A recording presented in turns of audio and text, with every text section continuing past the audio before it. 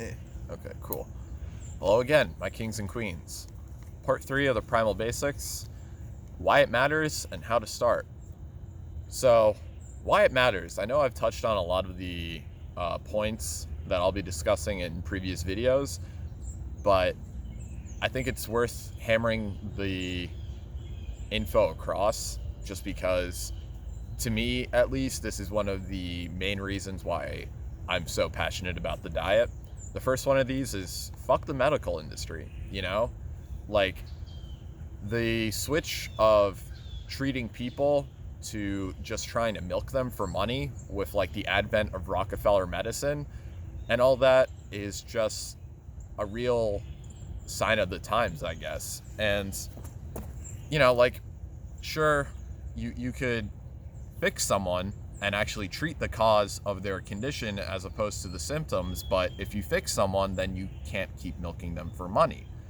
However, if you're completely avoiding that entire like branch of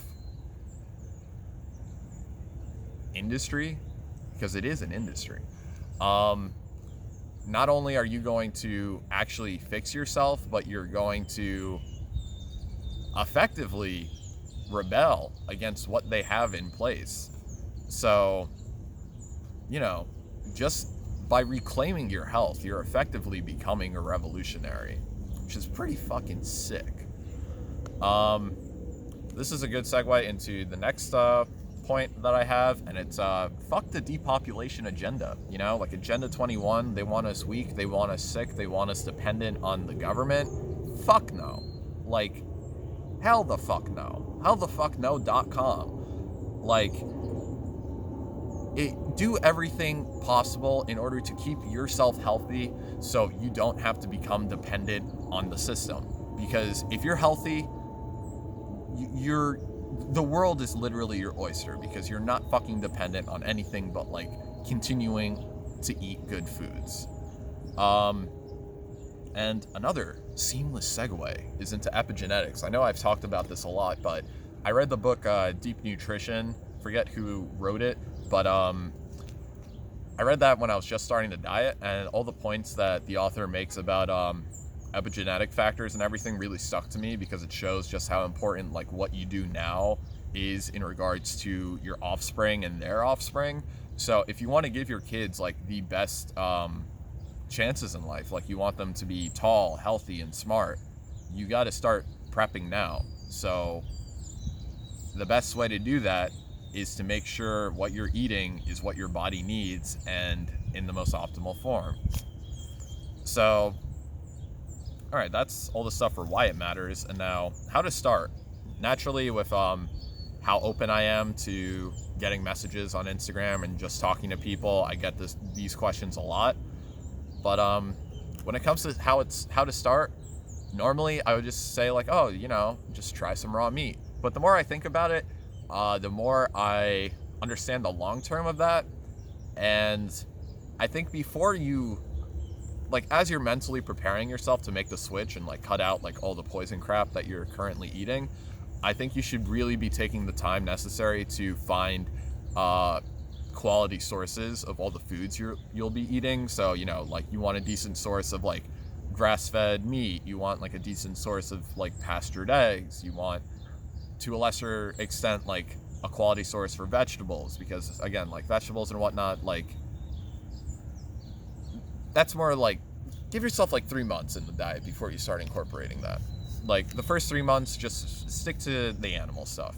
But yeah, the 3 main websites that I found helped me the most when it came to finding places in order to locate good sources of food were the Weston A. Price Foundation. They have chapters like all across the states, and they even have some international ones. If you come in contact with them, like send them an email or call them, they'll give you a list of like decent quality farms and butchers and all that jazz. So that's a really quality source right there.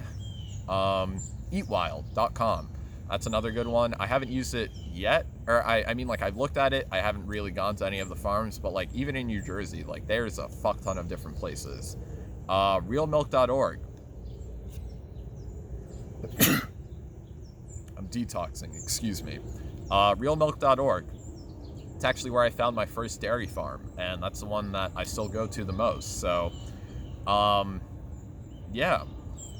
Apart from that, there are like different online farms that will send you stuff frozen, and I think like if you're really gung-ho about this and you can't find a decent source and you're willing to take the L to eat frozen stuff, then like go for it. Like White Oak Pastures, for example, that's one that I've been waiting for them to restock on testicles so I can finally try some.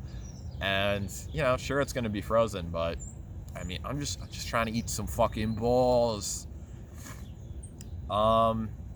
Yeah, so focus on finding like decent sources of eggs and meat.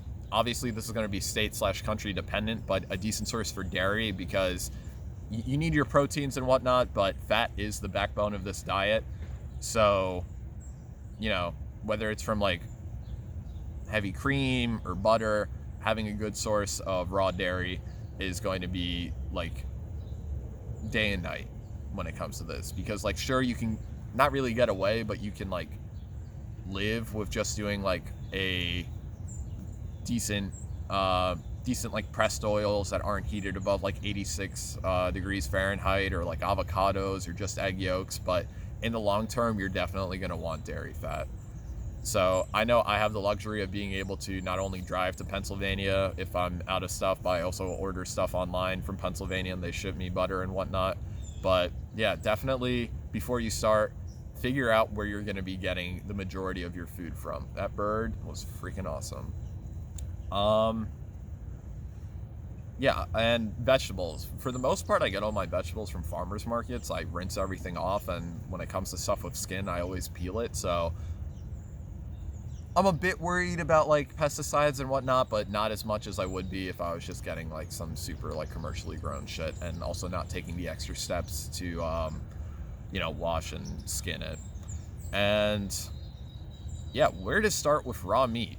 This is another question that, to no surprise, I get a lot. Typically I go one of two ways with this.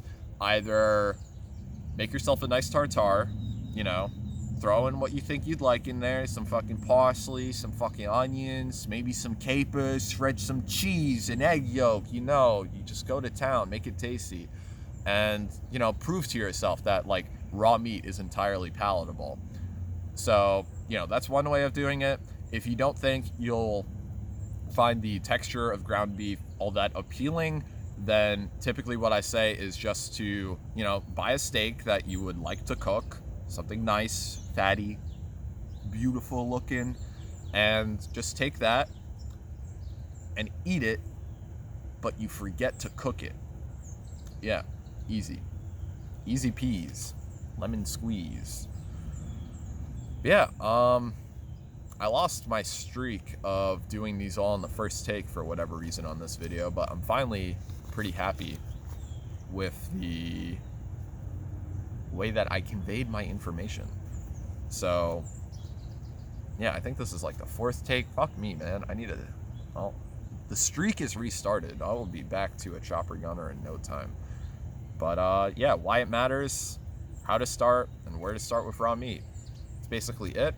The next video I'll be doing is just going to be talking about like, you know, all the fucking the meme shit in this fucking community, like your fucking high meat, your fucking organ meats. I'm gonna talk about like vegetables and fruit and whatnot.